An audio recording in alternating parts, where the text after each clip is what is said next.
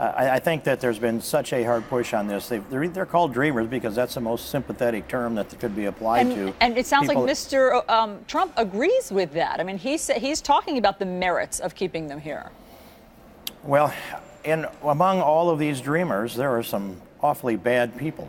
And these dreamers go on up to the age of 37 or 38 or maybe older.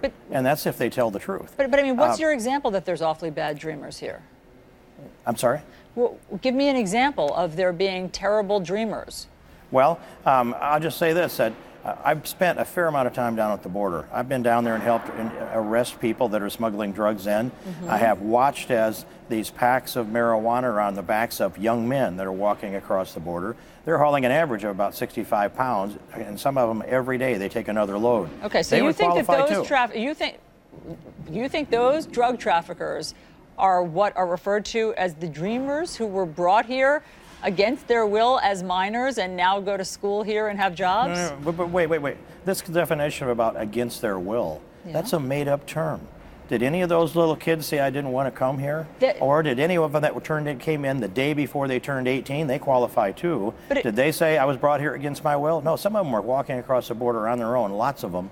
And we'll see them coming across every day at McAllen, Texas. They're still pouring across the border. They know what they're doing. It's not against their will. And they came here to live in the shadows. So if we enforce the law and they live in the shadows, that's what they came here to do. That's what about those who are under, I mean, let's pick an arbitrary number, under 10 years old. Did they come of their own free will?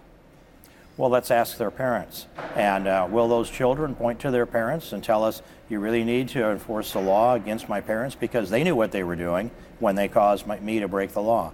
See, I don't think we've thought through this very well, but there's a reason why in the president's DACA and DAPA programs he didn't grant his unconstitutional executive amnesty to the parents of dreamers. He would have liked to.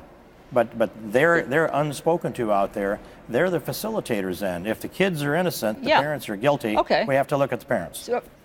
So just so I understand your position on this, even if it differs from President-elect Trump, you're saying that if a child was brought here as an infant, a 2-year-old, a 7-year-old, a 10-year-old, regardless of if they're in college, regardless of if they've made something good with their life and if they're working here, they have to go.